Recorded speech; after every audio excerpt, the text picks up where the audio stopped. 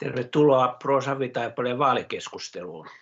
Olen Ari Lindqvist, Pro-Savitaipaleen puheenjohtaja ja myöskin toimin tämän keskustelun puheenjohtajana. Pro-Savitaipaleen ehdokkaista tässä ovat mukana kaikki ehdokkaat, eli Ulla Jokela, lastenhoitaja, Laura Kaskenpää, äiti, yksinhuoltaja, viittomakielen tulkki, Tero Kekki, asiakkuuspäällikkö, Liisa Kilpi, perushoitaja, terveyskeskusavustaja, kunnanvaltuutettu ja myöskin kunnanhallituksessa mukana ja Pro-hallituksen jäsen.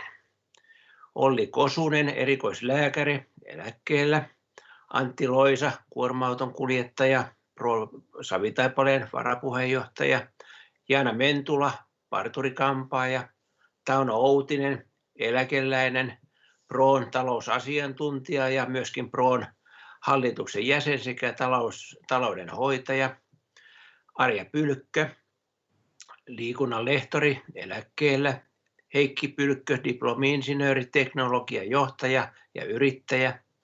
Mira Pärnänen, merkonomi, eläintenhoitaja.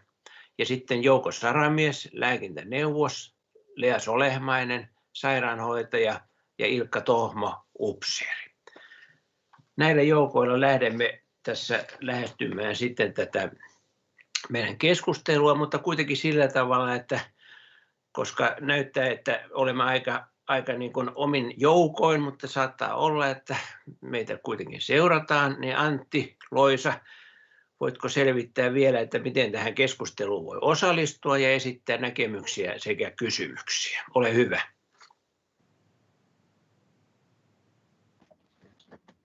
Joo, eli päätettiin kokeilla tämmöistä ihan uutta systeemiä, nyt kun on koronat ja kaikki muut liikkeellä, että laitetaan video pyörimään nettiin ja sitä kautta ihmisille jaetaan sitten tietoa tästä meidän hommasta ja näin vähän näkemyksiä kerrotaan myöskin samassa yhteydessä. Ja linkki tähän videoon niin on ollut jaossa meidän sosiaalisen median eri kanavilla, Facebookissa, Instagramissa ja sitten ollaan myöskin markkinoitu tuolla meidän kotisivuilla tästä hommasta.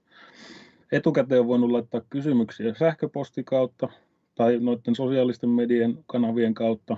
Voi laittaa edelleenkin tämän keskustelun aikana. Tai sitten toinen vaihtoehto kokonaan on se, että tässä keskustelun yhteydessä niin voi myöskin käyttää YouTuben live-chattia, eli missä tämä nyt lähetys pyörii tälläkin hetkellä, niin sieltä pystyy lähettämään meille myöskin viestejä ja niitä seurataan ja luetaan tässä keskustelun edetessä.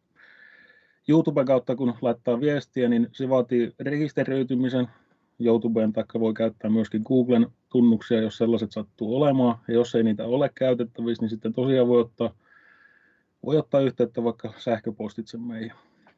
Ja osoitteena toimii vaikka semmoinen kuin tuki@prosavitaipale.fi.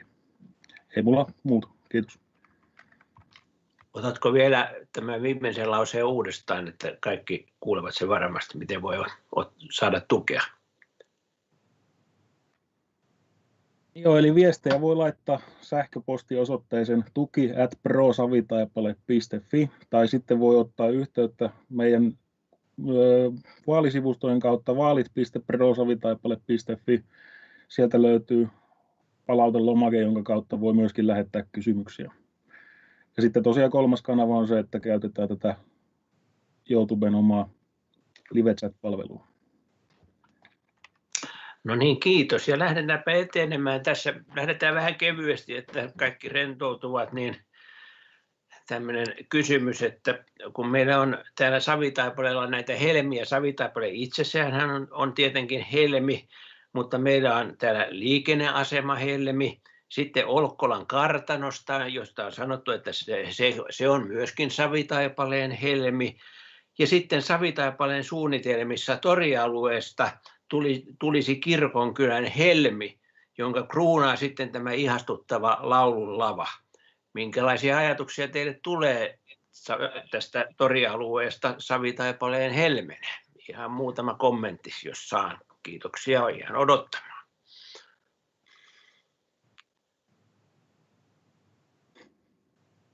No niin, Tero ja Heikki. Lähdetään Tero ensin. Joo, jos nyt helmeä lähdetään rakentamaan keskelle keskustaa ja tämä laululava on niinku tarkoitus siihen jättää, niin eipä siitä helmeä oikein saa tekemälläkään. Ehkä niinku perään kuuluttaisin tässäkin sitä, että kun lähdetään jotain tekemään, niin sitten ehkä suunniteltaisiin vähän tarkemmin ja yhteneväisemmistä ympäristöä ja sen ei tarvitsisi näyttää niinku 80-luvun rakennuslevyineen tuommoiselle ehkä vähän hutaisten suunnitellulle alueelle. Että nyt lähinnä ensimmäisenä tuli mieleen, että laadukasta rakentamista ei tarvitse olla sitä kalleinta, mutta ei myöskään tuollaista aivan ympäristöstään irrallista. Joo, sitten Heikki. Joo, allekirjoitan hyvin pitkälti, mitä Tero tuossa sanoi. Se on selvää, että toria kannattaisi kehittää, se on kohtuullisen rujon näköinen kokonaisuus tällä hetkellä. Ja, siihen hyvä kokonaissuunnitelma, jossa mietitään se alue kokonaisuutena ja mun mielestä siihen nyt kannattaa vaikka vähän rahaakin panostaa, että saadaan hyvää suunnittelua, jos se siitä on kiinni. Ja sitten mitä nyt ylipäätään Savitaipaleen helmiä tulee, niin kyllä mun mielestäni yksi ehkä kirkkaan helmi on kuitenkin, vaikka nyt ehkä voi joku olla eri mieltäkin, että onko se niin kirkas enää, mutta on kumminkin Kuolimo ja kaikki sen ympärillä oleva luonto. Ja sitä nyt on totta kai tässä vuosien varrella pähkäilty, että miten siitä saataisiin jotakin vetovoimaa irti, mutta uskon, että siihen on paljonkin mahdollisuuksia, kun vaan ymmärretään ja tunnistetaan, että kuin ainutlaatuisesta jutusta on kyse. Ja Jouko.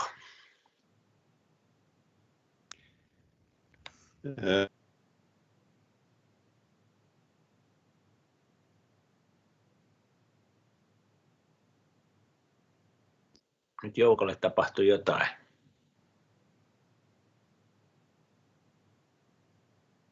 Odotetaanpa, miten Jouko pääsee linjalle.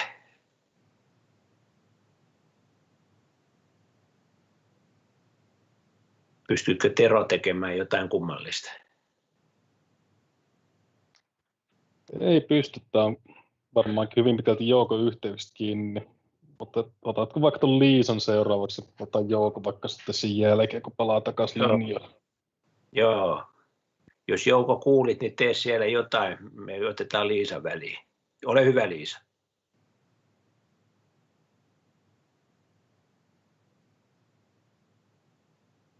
Ja mikki päälle. Aivan. Mikki päälle. Kiitoksia. Savitaipaleellahan on näitä helmiä vaikka kuin paljon, kun niitä lähdetään etsimään, mutta jos nyt tästä torista sitten puhutaan kun kerran Ari halusi sen ottaa esille, niin meillä on torille tehty todella hyvä Irenan tekemä suunnitelma. Se voi olla liian kallis kunnan toteuttaa kokonaisuudessaan, mutta kunta voisi sitä hyödyntää katsomalla vähän, mitä siellä on semmoista, että me saataisiin tuo meidän pieni tori tuossa näkyville. Eli on suunniteltu, että siihen tulisi tämmöiset opasteviitat eri paikoille niin, että ne ei olisi ihan tavallisia tieviittoja, vaan että siinä olisi tietty puu, missä on esimerkiksi, että tuosta suunnasta löytyy uimaranta ja tuolta löytyy R-kioski ja K-kauppa ja S-kauppa ja kampaamo ja muuta vastaavaa. Ja Venerannalle sen verran matkaa, Hakamäelle tuon verran matkaa. Ja sitten niitä kukkaistutuksia, runsaita kukkaistutuksia, koska meillä on siinä ne lehmukset jo, niin ne on talvella hyvännäköiset, kun niissä on valot. Se on talvella ihan kiva, mutta me tarvitaan sinne kukkaistutuksia ja sitten myös tämmöistä kunnollista penkkiä, missä voi istua ja viettää aikaa. 1 tai 2 penkkiä ei riitä tai tuoliryhmää sinne. Että enemmänkin tekisin siitä tämmöistä puistomaista toria, koska meillä hyvin vähän siinä torilla on mitään torimyyntiä tai toritapahtumaa. Ja nämä voisi olla sitten kuitenkin siirrettävissä olevia nämä meidän penkkiryhmät ja tuolit. Ja peräänkuulutan niitä keinuja sinne, pihakeinuja, jotka on sen verran vankkarakenteisia, että ne voidaan vaikka pultata kiinni siihen toriin ja ne pysyy paikallaan ja niissä on ihana istuskella ja keskustella. Tällaisia ajatuksia torista minulla on. Kiitoksia. Joo, kiitos Liisa. Onko se Jouko siellä jossain olemassa? Kyllä, pääsin takaisin, joo. Niin selvä, sanoppa sinä.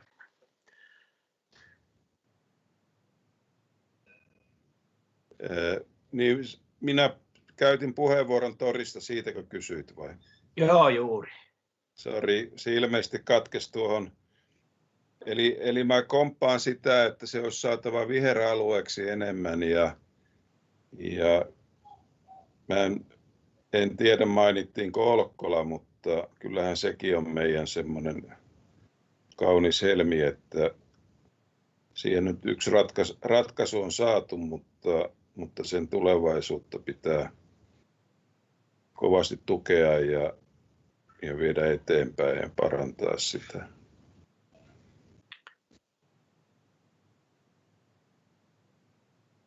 Oliko muuta?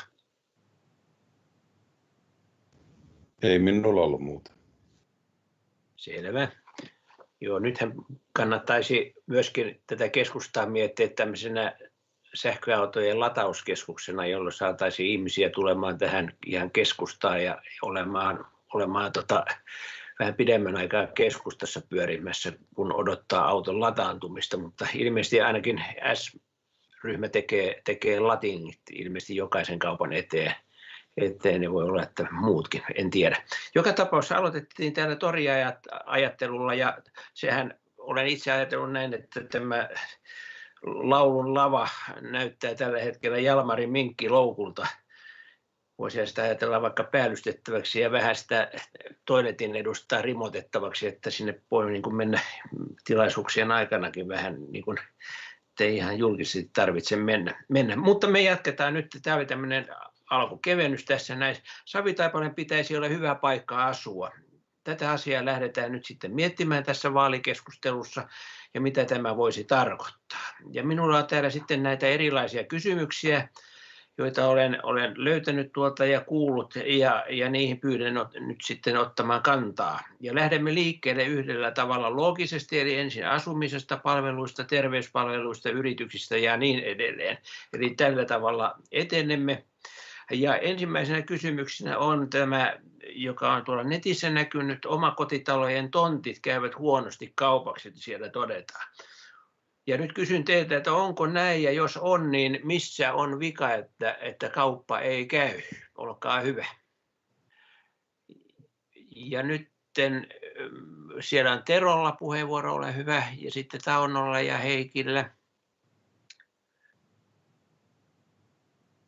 Joo, kyllähän ne varmasti huonosti käy kaupaksi, ja niin kuin on ehkä muissakin mediassa joskus sanonut, niin varmaan tuo rakentamisen kustannukset on yksi semmoinen, että tällä hetkellä kuitenkin se asuntojen arvo on aika pohjamudissa Savitaipaleellakin, ja se ei ehkä innosta niinkään rakentamaan, mutta sitten kenties ehkä jos mietitään kunnan tontteja, niin vaikkapa Marttilan aluetta, mihin niitä on kaavoitettu ja missä niitä on yhä edelleenkin myymättä iso kasa, niin on siinä ehkä jotain muitakin perustavanlaatuisia ongelmia. Esimerkiksi jos ollaan ajateltu, että se on lapsiperheiden asuinalue ja sinne pitäisi sitten ojanvierusta pitkin möngertää pimeässä syysilmassakin ja kuitenkin sitä liikennettä siinä menee jonkun verran. Ja ei ehkä se kaikkein suurin pätkäkään ole, näkyvyys ei mitenkään erityisen kohdilla ole, niin ehkä niitä perusasioitakin pitäisi vähän pohtia aina sitten sen kaavoittamisessa ja sitten niitä asuinalueidenkin kohdalla, että kannattaako sellaista asuinaluetta esimerkiksi kaavoittaa ollenkaan, mihin ei pääse kävellen juuri mitenkään fiksusti.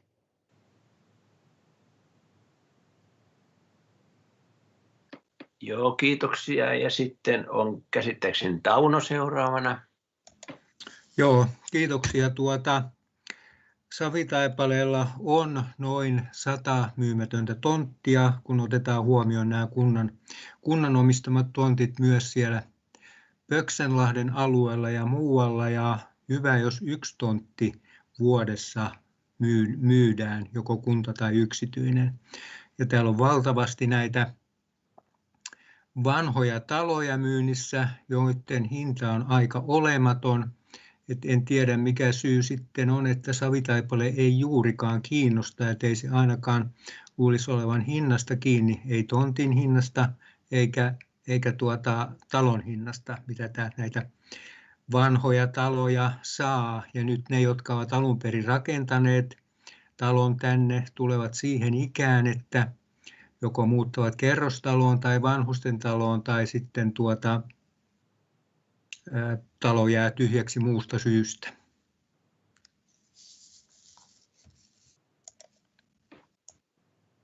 Ja sitten Heikki on seuraavana.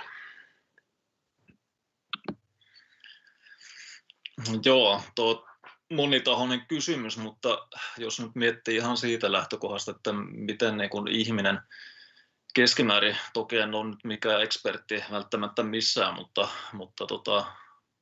olen lueskellut ja tutkistellut aihetta ja se, mitä niin kun neurotieteessä ja muualla niin kun ihmisestä ymmärretään nykyisin, niin meitä nyt ei varsinaisesti ole niin kun rakennettu ajattelemaan, vaan me pyritään periaatteessa niin kun pääsemään elämässä helpolla, pyritään siihen, että saadaan niin kun tulevaisuus turvattua mahdollisimman vähällä vaivalla ja pienellä riskillä mielellään ihminen karttaa todella pitkälle riskiä.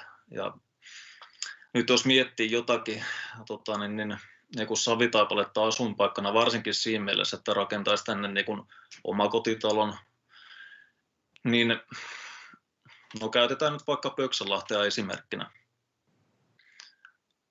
Eli sinne omakotitalo tontit on, jos ajatellaan ihan tavan niin kuin pulliaista tavallista perhettä, jotakin keskitulosta, niin ensinnäkin semmoiset jutut vaikuttaa, että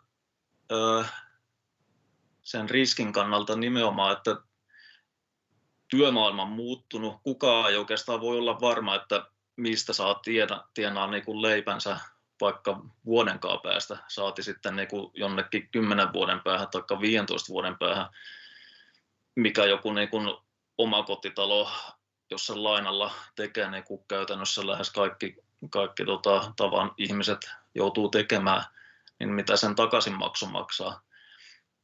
Ja tämmöinen hiipuva oloinen paikka, niin kuin Savitaipale, niin kyllä mun ainakin on hirveän helppo ymmärtää, että siinä niin kuin kokee niin kuin todella isona riskinä lähteä semmoiseen projektiin.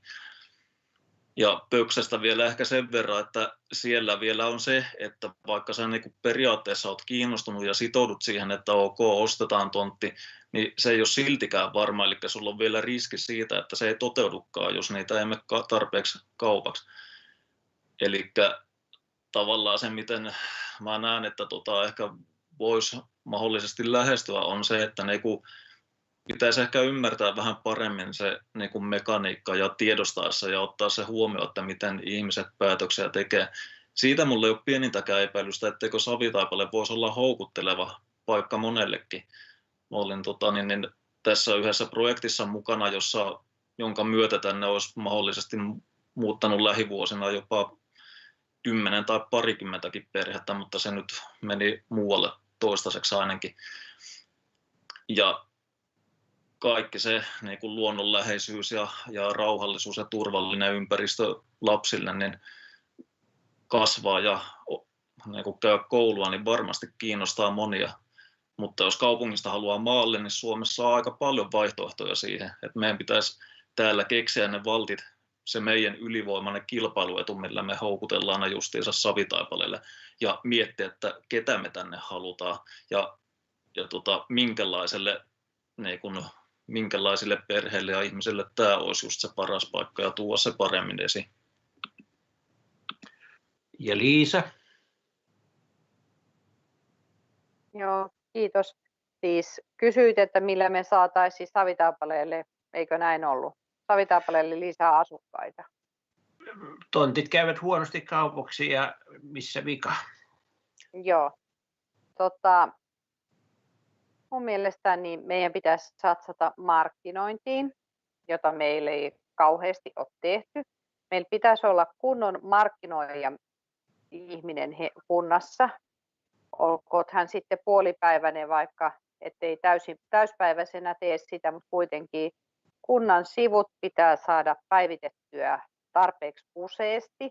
Niissä ei saa olla vanhoja tietoja ja ne kunnan sivut pitää saada jopa semmoisiksi, että ne houkuttelee ihmisiä enemmän seuraamaan ja katsomaan, että mikä se on se Savitaipaleen kunta. Ja Töksänlahti on semmoinen paikka, että minun harmittaa, että me ei lähdetty sillä 2 varmalla tontinostajalla tekemään sinne mitään. Minä olisin ollut valmis ottamaan sen riskin ja ne 2 valmista tontinostajaa, niin olisin lähtenyt infran sinne rakentamaan, niin ne olisi ollut helppo tehdä sen verran leveät tiet, siihen tulee se jalkakäytävä viereen toisin kuin esimerkiksi Marttila, jossa on nämä rotkot ja korkeat reunat sitten siinä tiessä. Ja meidän pitäisi varmaan olla kunnassa sitten markkinoijan lisäksi semmoinen ihminen, joka olisi yhteydessä näihin tyhjiksi jääneisiin taloihin, joita meillä on tuolla kylillä. Ihmiset etsii kesäpaikkaa tai ne etsii semmoista maapaikkaa. Moni haluaa nykyään muuttaa maaseudulle asumaan. Niin ne haluaa asua maaseutumaisesti. Niin meidän pitäisi kunnassa olla joku semmoinen, joka tietää näistäkin taloista ja jolla olisi niin kuin yhteistyötä niiden talojen omistajien kanssa. Että voisi sanoa sille talon omistajalle tai sille perikunnalle, että me voimme auttaa teitä etsimään sinne asukkaan. Niin joku tällainen sydämi voisi olla kunnassa ihan hyvä. En tiedä kuinka se tulee toimimaan, mutta se olisi sitten taas jo kunnantalon työntekijöiden tehtävä miettiä, että miten se toimii. Mutta näillä ajatuksilla. Selvä. Kiitoksia ja Jouko.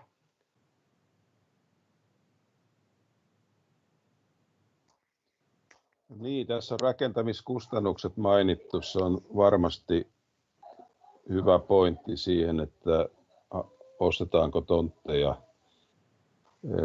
Iso kysymys on tietenkin nämä työpaikat.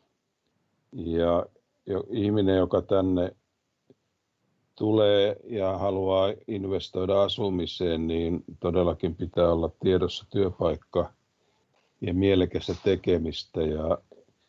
Ja harmittaa se, että sitten 80- ja 90-luvun niin kaikki julkishallinnon työpaikat on täältä hävinnyt ja ne viimeisetkin sosiaali- ja terveystoimen työpaikat niin on uhkana, että ne lähtee tämän niin sanotun leveämmän hartioiden ja maakunnallisen ajattelun perään, että savitaipalelaisten päättäjien ja muidenkin olisi vaadittava sitä, että meillä huolehditaan näistä omista palveluista niin, että toiset ei päätä meidän puolesta terveysaseman tai sosiaalipalveluiden tai vanhushoidon sijoittumisesta, vaan että me täällä tehdään itsellemme ja meidän ihmisille asioita ja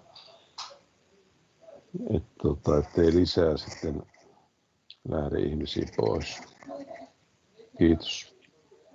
Joo, kiitoksia. Sitten minun mielestäni, onko Heikki pyytänyt puheenvuoron? Joo, pyysin. Joo, otetaan sitten nämä puheenvuorot. Minulla on täällä niin kuin 4 puheenvuoroa, niin sitten vaihdetaan aihetta. Mutta Heikki, jatka sinä, ole hyvä. Joo, tuo työpaikkahomma, mistä Jouko puhui, niin on totta kai ihan niin kuin oleellinen juttu. Ja siihen tuossa aikaisemmin viittasinkin, että kun sen suhteen maisema on muuttunut ja muuttuu koko aika ja varmasti muuttuu jatkossakin työpaikkoja, ensinnäkin ihmistyö vähenee koko aika, koska automaatio ja tekoäly vie monia niin kuin perushommia, mutta sitten yhä enemmän vähän semmoista korkeampaakin osaamista vaativia hommia ja vähentää sitä. Mutta toisaalta sitten niin se, että työ on nykyisin monilla lähes ainakin periaatteessa ihan paikasta riippumatta etätyö on mahdollista isolle osalle porukkaa ja varmasti ainakin sellaiselle osalle porukkaa, että sieltä riittäisi Savitaipaleen tarpeisiin uusia asukkaita ja veronmaksajia tänne, niin siihen kyllä kannattaisi niinku ihan vakavasti harkita, että jos koettaisi iskeä ihan sillä kulmalla. Ja sitten sen vielä, kun yhdistäisi siihen tähän montakin trendiä on ensinnäkin se, että osa ihmisistä katselee aika tarkastikin nykyisin niin kuin omien valintojensa niin kuin ympäristökuormitusta ja muuta. Ja toisaalta tuo, että välttämättä ei haluta sitoutua yhteen paikkaan loppuelämäksi, jonka takia nyt se työpaikkariski, toimeentuloriskin lisäksi se omakotiperinteinen omakotitalo voi olla vähän kömpelöratkaisu, niin kaikki tämmöiset niin kuin infrastruktuuriltaankin kevyemmät jutut, minitalot, mini-ekotalot, tämmöiset, mitkä niin kuin asukas voisi jopa käytännössäkin niin kuin ottaa mukaansa, jos haluaa muuttaa jonnekin muualle, niin ne etätyö ja sitten nämä huikeat luontopuitteet, niin kyllä siinä olisi mun mielestä niin yksi semmoinen juttu, mitä voisi aika suoraviivaisestikin lähteä edistämään kunnassa. Kiitoksia ja sitten on Tauno. Joo, kiitoksia. Mun mielestä Savitaipaleelle uuden talon rakentaminen on tosi iso riski, eli sitä kannattaa harkita tarkkaan. Mutta jotain vaikkapa 70-luvulla rakennetun omakotitalon täältä saa todella edullisesti ja silloin riski on pieni. Ainut riski, mikä siihen sitten sisältyy, on se, että jos joutuu syystä tai toisesta vaihtamaan paikkakuntaa, niin saako sitä myytyä millään hinnalla eteenpäin. Joo, kiitos. Ja oliko Liisa oli vielä pyytänyt puheenvuoron? Joo, kiitos. Siitä, että miten me saadaan tämä tänne Savitaipaleelle muuttamaan ihmisiä vielä. Se, että joo, rakentaminen joka paikkaan on kallista ja joka paikkaan se talo jää, mutta saadaanko se sieltä myytyä, se voi jossakin paikoin olla helpompaa. Mutta mun mielestä meidän pitäisi markkinoida Savitaipaletta vielä sillä, että meillä on täällä hyvät koulut, hyvät opettajat, osaavat opettajat, varhaiskasvatus toimii, harrastusmahdollisuuksia on, lapsiperheet tulee otettua siten huomioon ja meillä on puhdas luonto ja se etätyö onnistuu Savitaipaleelta käsin hyvin, että täällä on niin kuin mahdollisuus ja on jopa mahdollisuus vuokrata sitten tilat siihen etätyöhön kunnalta, jos kotona ei ole ylimääräistä huonetta tavallaan sitä varten. Et mie kyllä pitäisin Savitaipaletta sellaisena paikkana, jossa niin kuin harrastusmahdollisuudet on lähellä. Täältä ei ole pitkä matka Kouvolaa, Mikkeleen eikä Lappeenrantaa, jos on se oma auto käytettävissä. Ja se monella on se oma auto, vähintään yksi auto per perhe. Mien katsoo, että se olisi niin kuin semmoinen syy, miksei muutettaisi Savitaipaleelle. Mutta se, että jos ei me osata markkinoida meidän hyviä puolia tarpeeksi, niin meille jää tyhjiä taloja, jotka jää rempalle, ja tyhjiä tontteja, joita ei kukaan osta. Mutta markkinointia minä vaan lisäisin. Kiitos. Joo, ja Joukolla viimeinen puheenvuoro tästä aiheesta.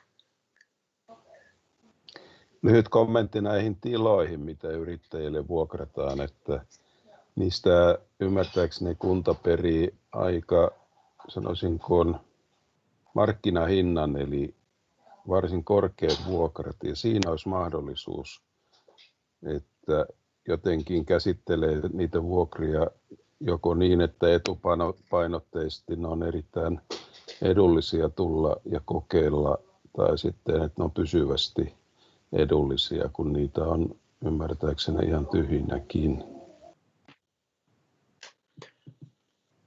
Selvä, kiitos Jouko. Ja sitten me siirrytään aiheeseen, miten lapsiperheiden palveluita voisi tuoda paremmin esille. Tuolla on keskusteltu siitä, että näitä palveluita on, mutta niitä ei sitten niin kuin näy esimerkiksi kunnan sivuilla, näin käsitin. Ja tähän samaan, että miten lapsiperheiden palveluita voisi tuoda paremmin esille, niin myöskin siihen liitän tämän, mitkä palvelut ovat sitten kaikkein merkittävimpiä lapsiperheille. Ja meillähän on ehdokkaissa paljon sellaisia, joilla on lapsia, niin olkaapa hyvä ja ottakaa asiaa esille. Olkaa hyvä.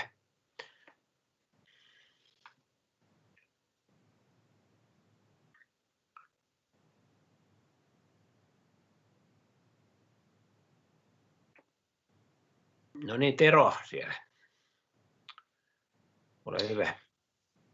Joo, tietysti mitä omalla kohdalla ne tärkeimmät palvelut, mitä tulee käytettyä, niin on kenties toi ihan kunnallinen päivähoito tällä hetkellä. Ja tällä hetkellä se itse asiassa toimiikin ihan ok. Aina se ei ehkä kuitenkaan ole toiminut sellainen, niin kuin kenties olisi toivonut. Esimerkiksi vuoden sisällä on voinut olla vaikka 3 eri hoitopaikkaa vuoden vanhalla tyttärellämme, ja se on ehkä mun mielestä semmoinen tietynlainen asia, mikä sitten rupeaa häiritsemään ehkä itseäänkin, koska se ei ehkä kuitenkaan 3 eri hoitopaikkaa hirveämmin palvele ketään. Ehkä sitä semmoista suunnitelmallisuutta siihenkin hommaan ja sitten tämmöisten asioiden tiedostaminen olisi niin kuin yksi hyvä askel ottaa eteenpäin. Toki ymmärrän senkin, että ollaan aika pienessä kylässä ja sitten nyt yhtäkkiä paukkaa lisää lapsia, syntyy niitä jonain vuonna kenties enemmän kuin normaalisti, niin se voi olla vähän hankala asia tietysti valmistautua niihin. Mutta silti mä koen, että toisinaan siinä varhaiskasvatuksessa olisi ehkä parantamisen varaa, vaikka tällä hetkellä olenkin hyvin tyytyväinen saamani palveluun. Aina näin kuitenkaan ei ole ollut. No niin, kiitos Tero. Ja sitten muita mielipiteitä. Lasketko Tero käden alas?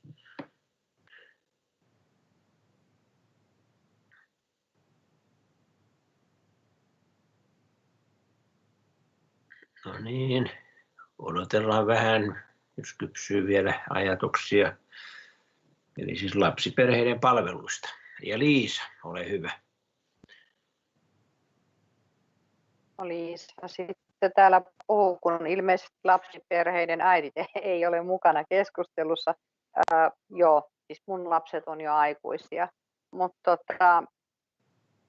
tieto siitä kunnan sivuilla, että mitä kaikkea kunta tarjoaa lapsille, pitäisi olla helpommin löydettävissä. Sekä myös voisi olla niin kuin näitä järjestöjen järjestämiä eri tapahtumia ja muita, niin nekin voisi olla siellä tapahtuman kalenteri tai joku muu vastaava semmoinen.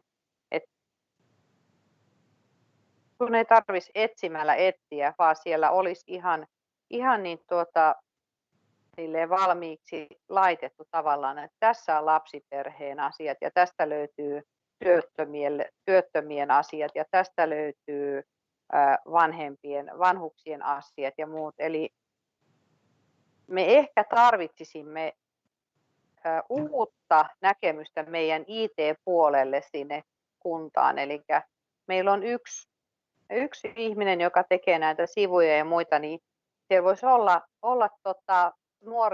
nuoren ihmisen lisäosaamista, käyttämistä siinä apuna ja antamassa niin kuin tietynlaisen uuden kuvan sille, että ei tehdä niin kuin ennen, vaan että olisi tämmöinen ryhmä, joka tekisi. Se voisi olla, että se koostuisi kenties muutamista kunnan vanhemmista, joiden lapset käyttävät näitä palveluita ja jotka ovat itse joutuneet etsimään, että kunta ottaisi niin kuin yhteyttä näihin kuntalaisiin ja kysyisi, että miten me saataisiin niistä sivuista paremmat. Koska jos me katson omaa tekemääni tekstiä, niin musta on hirveän hyvä. Ja joku toinen tulee sanoa, että eihän tässä nyt ymmärrä yhtään mitään. Ja sitten kun sitä yhdessä keskustellaan, niin siihen löytyy uusia asioita, niin sitä minä toivoisin, että meidän kunnan sivuille tulisi nämä uudet asiat niin, että ne löytyisi helpommin, mitä ne nykyään löytyy. Tästä Liisan mielipide. Kiitoksia. Joo, kiitoksia Liisa. Ja sitten on Jouko.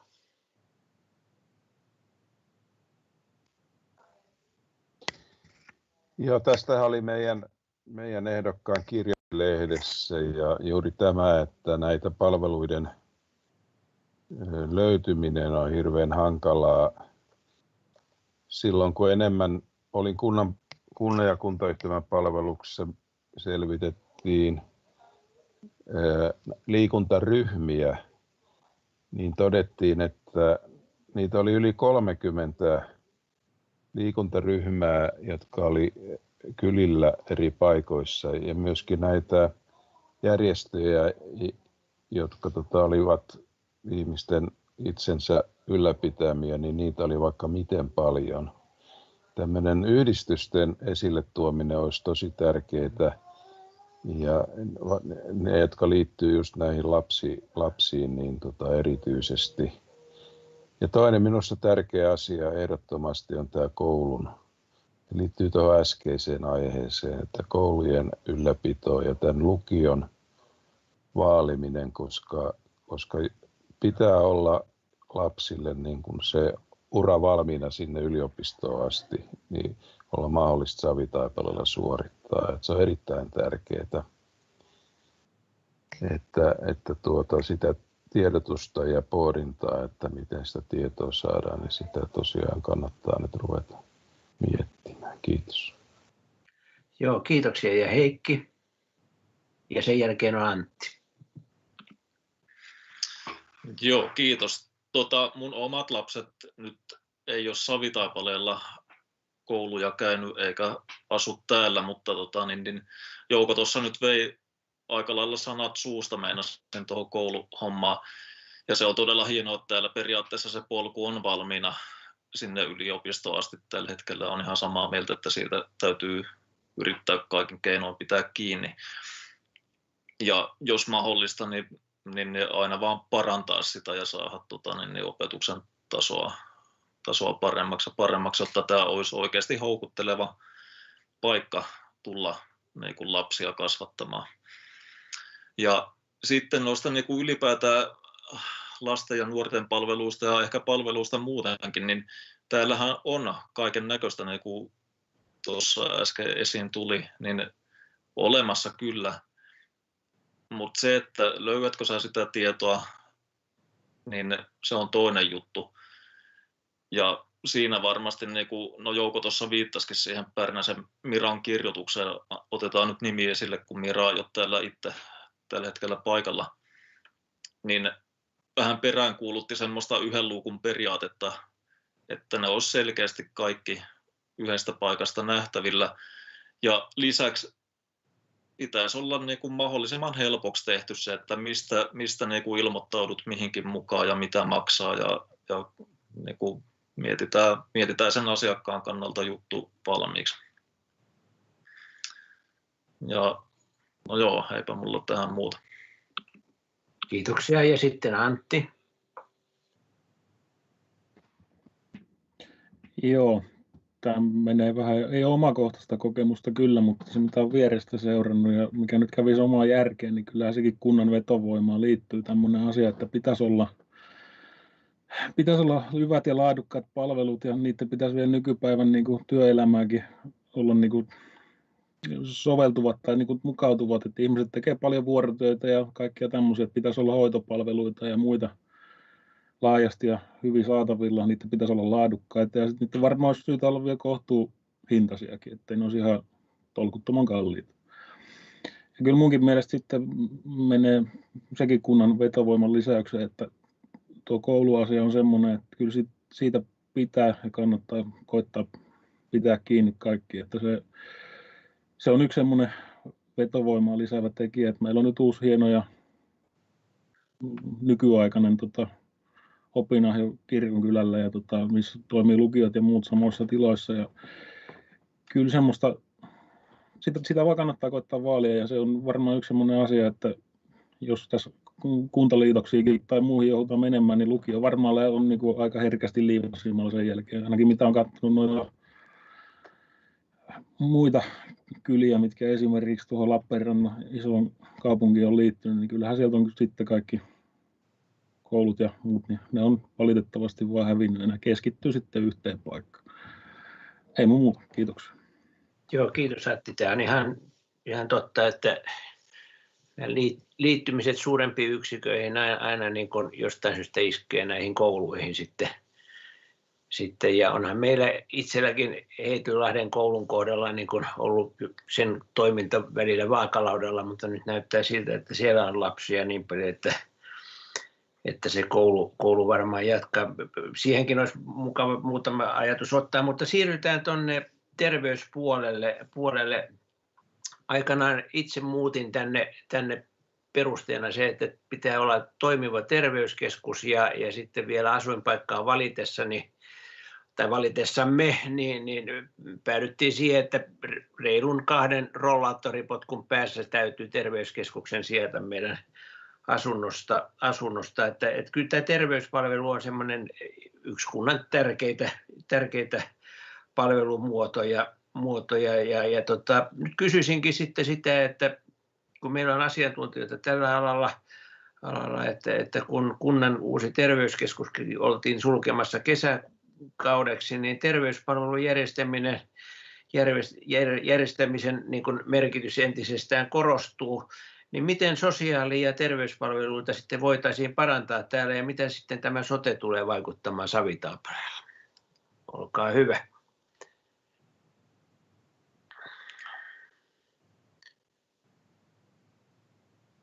No niin, ja Jouko aloittaa asiantuntijana.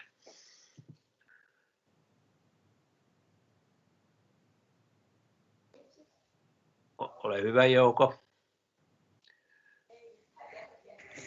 Joo, mulla on kokemusta tietenkin ennen kaikkea palveluiden järjestäjän taholta.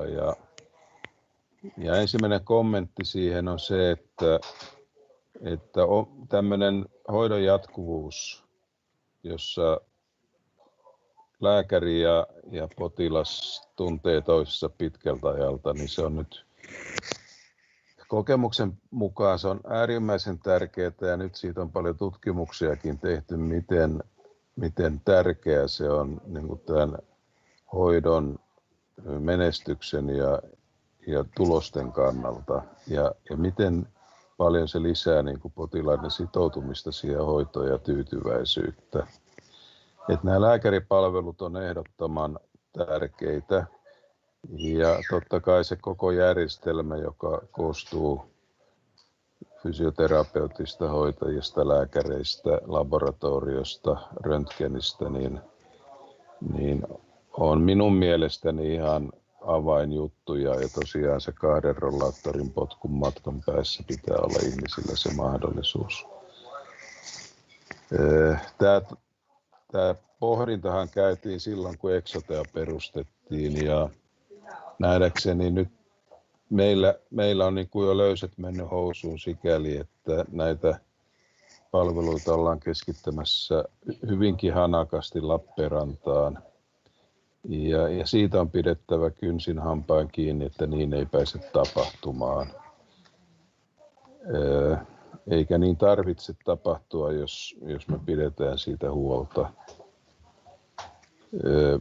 Tämä sote-lainsäädäntö iskee tällä samalla nyrkillä niin kuin muita alueita enemmän kuin Exotea, jossa edelleen suurimmassa osassa Suomea kunnat hoitaa terveyskeskustoiminnan ja kuntayhtymät hoitaa sairaalatoiminnan.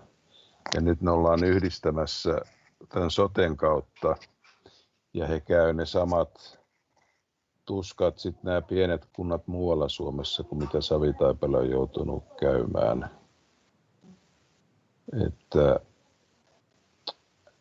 Että no toistaiseksi vielä tämä varhaiskasvatus ja muu on kunnan hoidossa ja ne on tärkeitä, mutta kyllä nämä matkat keskuspaikkaan niin on aika lailla hankalia ikäihmisille ja sitä pitää välttää niin pitkälle kuin mahdollista ja yrittää estää sitä. Nämä voimat on hurjan isot, jotka perustelee taloudellisilla kysymyksillä näitä asioita, mutta olen perehtynyt tähän terveydenhuollon ja sosiaalipalveluiden talousasioihin ja tiedän, että nämä pienimmät kunnat on kaikkein edullisimmat ja tämä kustannusrakenne ei helpota yhtään, että ne keskitetään jonnekin Lappeenrantaan. Selvähän on, että ei me kirurgeja tänne saada, mutta tämä 95% normaalista lääkäripalvelusta on yleislääkärin tuottamaa. Tässä on isosti pidettävä huolta nyt tästä, ettei nämä palvelut karkaa meiltä. Kiitos. Joo, tässä pienien kuntien on pidettävä niin kuin tiukasti niin kuin sopimuksista kiinni, että mitä on sovittu, niin se täytyy tapahtua. Tässä oma kokemus ihan puheenjohtajana totean vain, että kävin tässä lääkärissä, niin lääkäriä varten ajoin Luumäelle ja Luumäeltä sain röntgenin lähetteen, joten ajoin Armilaan ja sitten tulin kotiin. En tiedä kuinka edullista se oli kunnalle tällainen hoitopolku. Mutta Tero Kekki, ole hyvä. Joo, itseäni vähän pohdituttaa taas isommassa kuvassa, että niin kuin Jouko sanoi, että täältä hävii palvelut Lappeenrantaa, niin just niin kuin hänkin totesi tuossa, niin täällä on palveluita, mitkä pitäisi ehdottomasti Savitaipallakin säilyttää.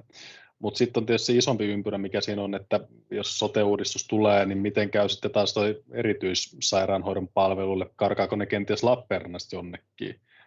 Miten sitten synnytyssairaalat, se on varmaan aika kiikunkaan kuin siinäkin kohtaa, että jääkö se Lappeenrantaan, onko Lappeenrannan käyttöaste miten iso, vai siirretäänkö se esimerkiksi jonnekin tuonne lähemmäs pääkaupunkiseutua ja sitten ajellaan taas vähän pitempää matkaa.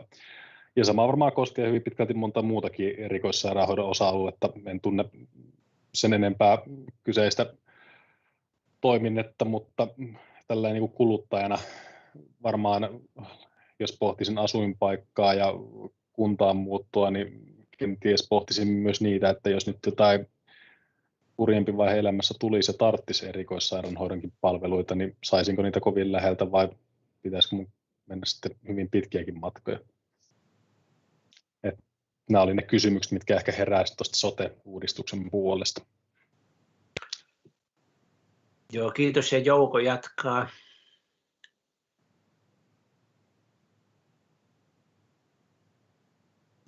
Joo, kommentti tuohon erikoissairaanhoidon palveluihin, niin nyt jo ennen soteahan on tosi paljon toimintoja siirretty yliopistosairaaloihin ilman oikeastaan mitään järkevää tieteellistä tai muutakaan perustetta. Esimerkiksi Lappeenrannassa ei enää suolista syöpiä leikata, vaikka siellä on dosenttitason kaveri, joka on tehnyt sitä kymmeniä vuosia ja osaisi sen. Tämä synnytys on toinen hyvä esimerkki. Siihen tuli nyt vähän armonpullia, kun oli 900 synnytystä ja joku oli keksinyt pyöreän luvun 1000, joka ei perustu yhtään mihinkään. Ja tämmöinen vaara todella on, että nämä yliopistosairaaloiden professorit ovat haalineet näitä tehtäviä, joita ne ei kuitenkaan pysty tekemään ja niiden laatu on huono. Kyllä tämä on ihan, mutta me ei tietysti Savitaipaleen päättäjät oikein pystytä hirveästi siihen vaikuttamaan, mutta tämä huoli on kyllä ihan aiheellinen. Selvä, kiitoksia. Ja sitten Liisa ja sitten Heikki ja sitten me vaihdetaan taas aihetta. Kiitoksia. toi on ihan tärkeää, että meillä on toi keskussairaalatasoinen ja yliopistotasoinen hoito niin kuin suht lähellä, mutta kyllä mä niin kuin nyt siihen palaisin, mistä Ari aloitti, eli lähiterveydenhoidosta. Eli me tarvitaan täällä lääkäri, vähintään 1 lääkäri per arkipäivä, mielellään 2 lääkäriä per arkipäivä, jotta me saataisiin päivystys vastaanottot pyörimään sekä se, että pystyttäisiin katsomaan näitä pitkäaikaissairaiden vastaanottokäyntejä, että pystyisi niin kuin ne olemaan myös ajan tasalla. Meillä on diabeetikoita, meillä on verenpainetautia sairastavia, meillä on muitakin tämmöisiä pitkäaikaissairauksia sairastavia ihmisiä. Ja sitten hammaslääkäreitä meillä pitää olla, koska se on semmoinen juttu, että koulussa tarvitaan, kouluterveydenhuollon kautta tarvitaan hammaslääkäri sekä hammashoitajia ja suuhygienistiä, ja ne pitää pysyä täällä. Ja sen lisäksi niin laboratorio pitää olla, koska jos ei ole laboratoriota, niin se on yksi semmoinen, mikä niin kuin on lääkärille hyvin tärkeä aputyöväline, että saadaan ne verikokeet otettua.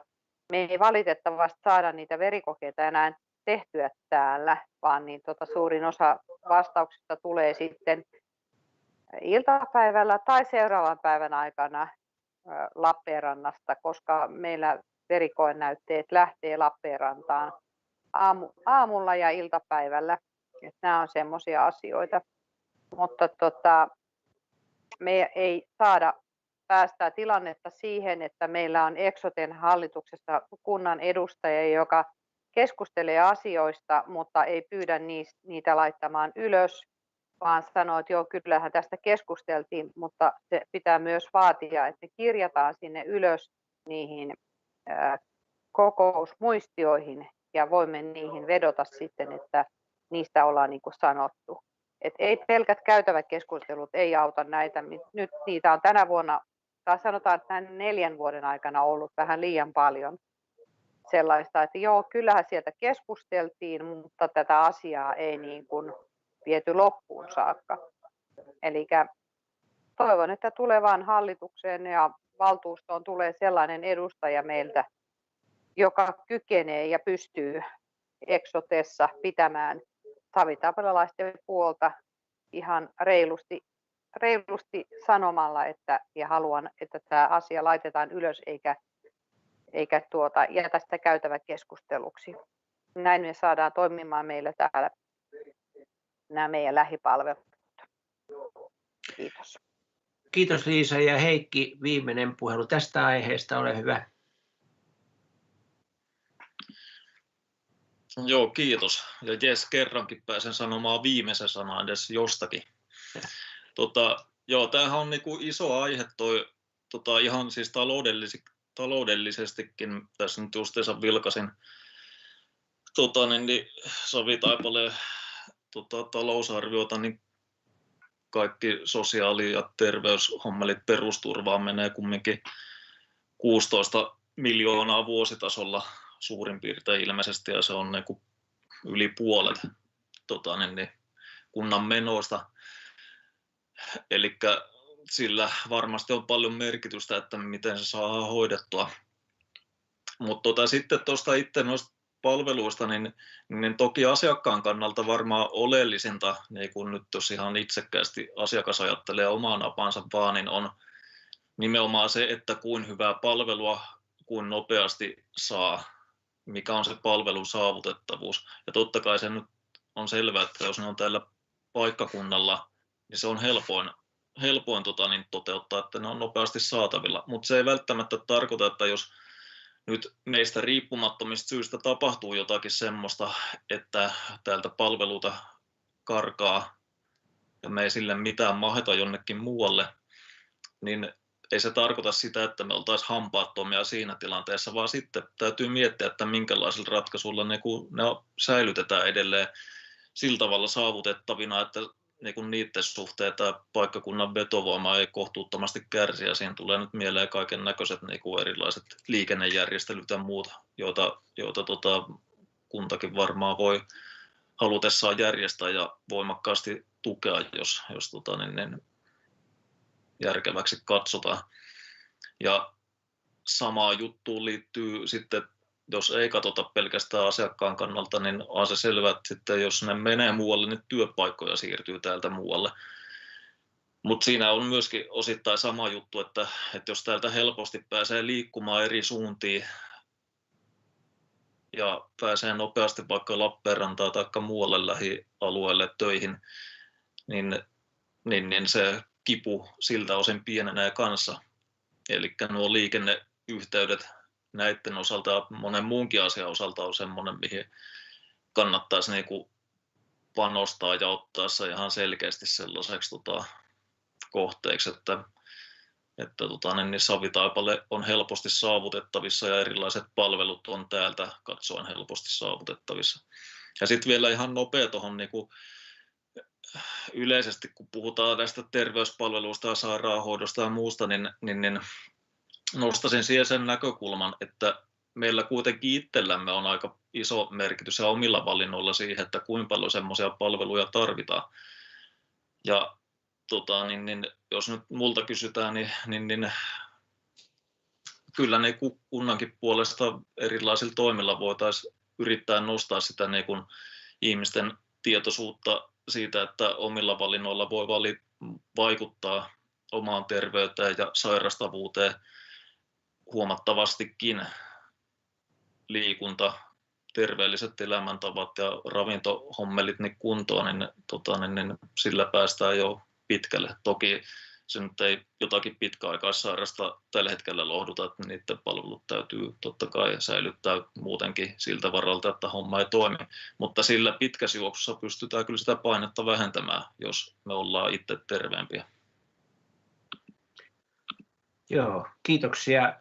Me käsitellään tässä palaverissa enää 2 kysymystä. Meillä on paljonkin täällä jäljellä, mutta säästetään seuraavaan tilaisuuteen.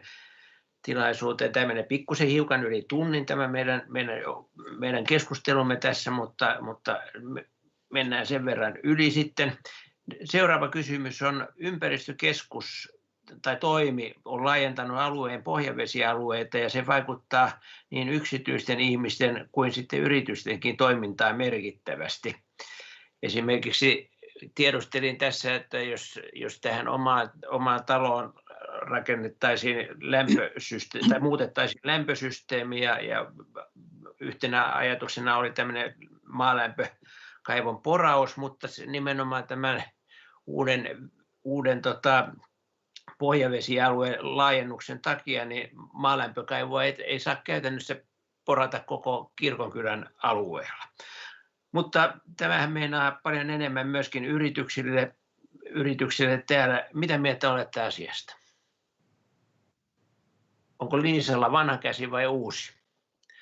Tauno on ainakin tuolla noin, mutta oliko Liisa tuolla? Liisalla on kuule ihan uusi käsi. Aha, no lähdetään siitä, annetaan Liisalle ja sitten tulee Tauno seuraavaan. Okei, kiitoksia. No nythän on jo saatu ELY-keskukselta vastaus, että niistä 10 yhteydenotoista, joita nämä yrittäjät ovat tehneet ja eri yhdistykset ovat tehneet, niin ei ollut mitään vaikutusta. Eli kunta on tehnyt siitä myös jo valitusta, että ELY on lähtenyt tätä asiaa väärällä tavalla ratkomaan. Ja tämähän on ihan katastrofi meille, jos se menee läpi se ELYn ajama pohjavesialueen ratkaisu, koska silloinhan meiltä menee kaikki teollisuusalueet, meillä menee monelta yrittäjältä, meillä menee monta harrastuspaikkaa. Esimerkiksi minä en jaksa ymmärtää, miten vanhan kaatopaikan pohjalta voitaisiin saada juomakelpoista vettä, saatika niin, että myös tuo nykyinen ampumarata, joka on toiminut useita vuosia, miten sen alueella voisi olla hyvälaatuista pohjavettä, joka on ollut 3. aluetta tähän mennessä. Nyt se olisikin mahdollisesti parasta mahdollista vesialuetta. Samoin ravirata ja sinne ajetut niin kuorikatteet, mitä sieltä tuli sieltä, niin en tiedä mikä firma se oli siellä aikoinaan, semmoinen tekikö se noita pylväitä vai mitä, mutta kuitenkin. Niin, kyllä tuntuu niin kuin tässä olisi nyt joku, anteeksi, ruma sana tähän väliin, piip, mutta niin tekemässä hallaa meille.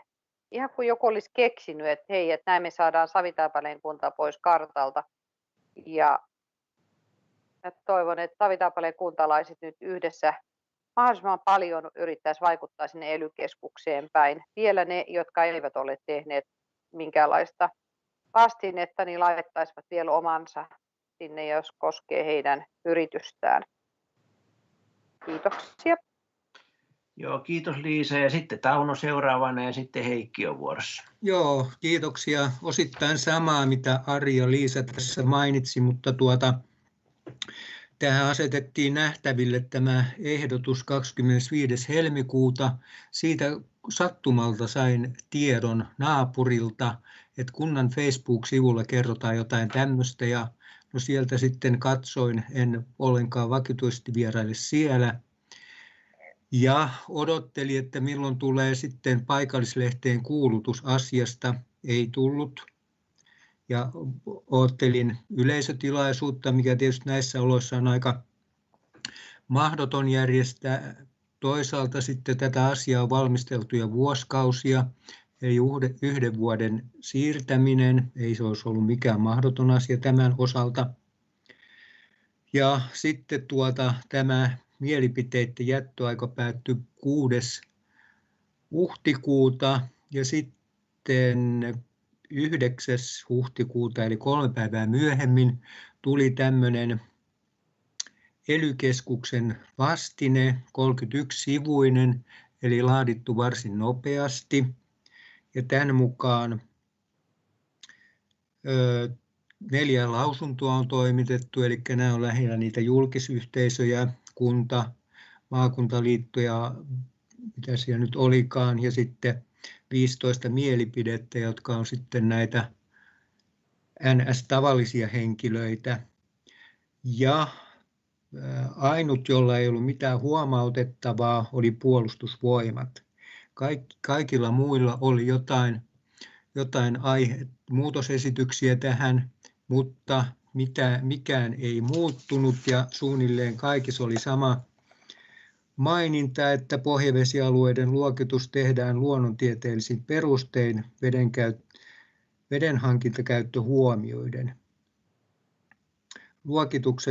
Luokitukseen eivät vaikuta alueella olemassa oleva maankäyttö ja siihen liittyvät tavoitteet.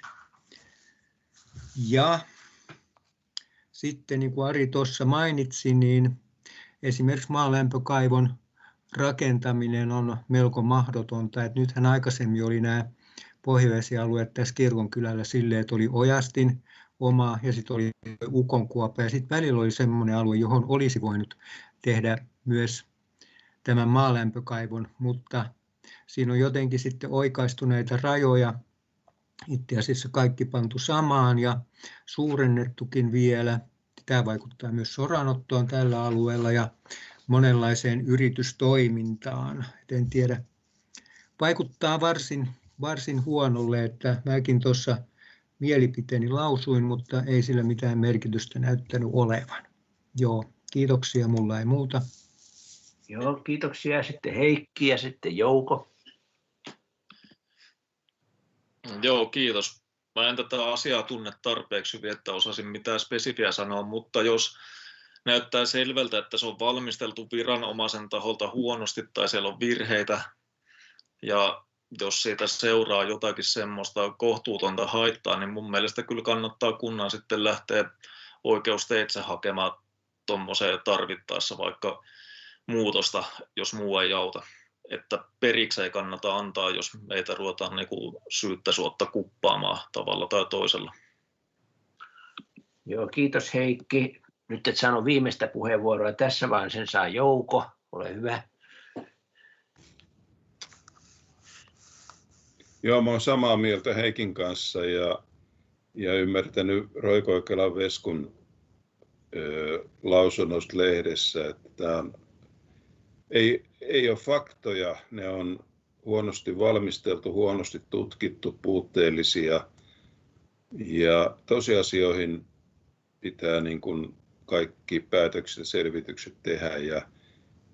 Ja tämmöinen, mäkin olisin ehdottomasti, pitäisin tärkeänä vaikka lähteä oikeusteitse oikein kunnolla rähinöimään tästä. Ymmärsin, että tällä on niin isot vaikutukset Savitaipaleen elinkeinoelämään, että tässä jos kaadotaan, niin kaadotaan saappaat jalassa. Joo, tämähän on semmoinen asia, joka sitten vaikuttaa mun käsittääkseni myöskin tuonne Lapaton maatilalle saakka, että tämä on niin kuin iso alue ja tähän sisältyy kaiken näköisiä yrityksiä, että tämä on todella riskaapeli juttu.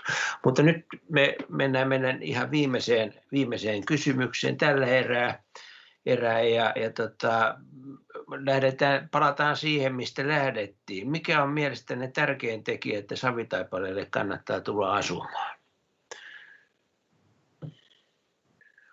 Onko Heikillä käsi pystyssä vai vanha käsi? Se oli vanha käsi, mutta kommentoin tähän kyllä mielelläni. No otappa saman tien. No joo, siis mun mielestä tärkein tekijä on niin kuin pidemmällä aikavälillä on se, että Savitaipaleella tehdään hyviä päätöksiä. Ja mä nyt en tässä ota mihinkään yksittäiseen asiakantaan, niistä on keskusteltu ja paljon hyviä ideoita on heitetty ja niin niitä kannattaa niin kuin lähteä selvittämään. Mutta se, mikä niin kuin pitkässä juoksussa meidän asemia vahvistaa, on se, että me tietoisesti lähdetään miettimään ja kehittämään sitä meidän kykyä tehdä oikeita ja hyviä päätöksiä ja ottaa huomioon niin kuin relevantit asiat ja lähteä niin kuin rohkeasti lähestymään tulevaisuutta eikä häntä koipien välissä ja alistuneena kaiken maailman väestöennusteiden niin kuin madonlukuihin. Joo, kiitos. Ja sitten Tero. Joo, tärkein asia mun mielestä on ehkä kuitenkin, että kokonaisvaltaisesti täällä on kaikki aika pitkälti kunnossa. Täällä on perheiden kannalta palvelut aika hyvät, vielä paremmat siinä kohtaa, kun ne tuodaan selkeästi esille johonkin tiettyyn paikkaan, niin osataan vielä löytääkin ja hyödyntää niitä. Mutta lähinnä, että perusasiat on kunnossa, matka ei ole pitkä juuri mihinkään, Lappeenranta, Mikkeli, Kouvola, kaikki lähellä. PKS Helsingin keskustan saavuttaa parhaimmillaan varmaan 3 tunnissa, mikä nyt ei silleen mikään kovin kummonen matka ole. 2 tuntia 20 minuuttia. Kyllä, enkä itse sanoa tuolta, kun en tiedä, miten sukkelasti on tullut sinne työnnettyä toisina. Mutta kuitenkin siihen 2,5–3 tunnin väliin, vähän riippuen tilanteesta. Ja peruspalvelut on toistaiseksi hyvät. Meillä on koulu, lukio, varhaiskasvatus ja kaikki tällaiset harrastusmahdollisuudet on hyvät. Joten asuntojen hintatasotkin on tällä hetkellä ihan hyvät ja kohtuulliset, joten on tämä ainakin hyvin pitkälti semmoinen pohtimisen arvoinen kunta, että ainakin kannattaa miettiä, että miksi tänne ei muuttaisi. Selvä, kiitoksia Tero ja sitten Jouko.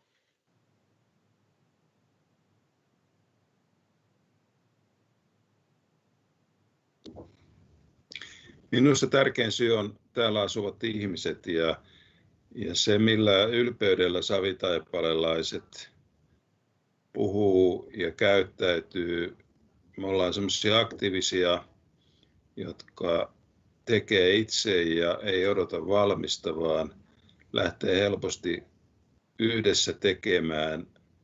Semmoinen yhteishenki niin, ja ylpeys, mutta samalla tietysti nöyryys ja toistensa kunnioittamisen ilmapiiri, niin nämä minusta on täällä näissä ihmisissä sellaista, mikä minusta ansaitsee kyllä suuren arvostuksen.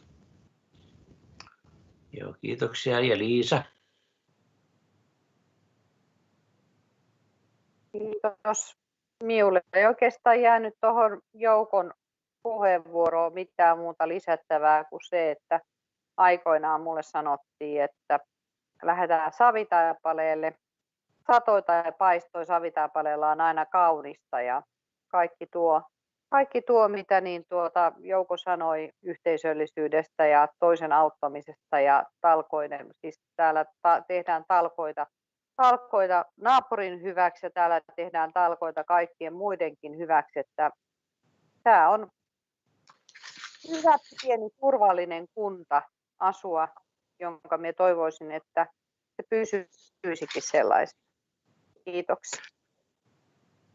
Kiitoksia. Me päätämme itse asiassa tämän tilaisuuden siihen. Meitä jäi keskustelematta muun muassa tämmöisiä kysymyksiä kuin mitä mieltä olette vanhusten kotihoidon toimivuudesta ja tärkeydestä. Samoin palveluiden säilyminen yleensä alueella kuin sitten kunnan talous ja onko verotaso sitten oikealla tasolla ja miten maanviljelys tässä Savitaipaleella, minkälaista roolia se näyttelee ja yleensä yrittäjyyden tukeminen. Tässä esimerkkejä. Lienee aihetta jatkaa näitä palavereja ja kutsua myöskin savitaipalelaisia mukaan keskustelemaan, ottamaan kantaa näihin asioihin.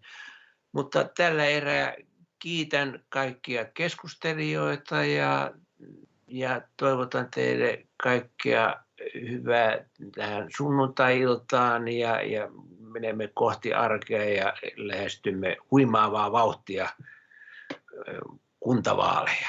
Kiitoksia kaikille.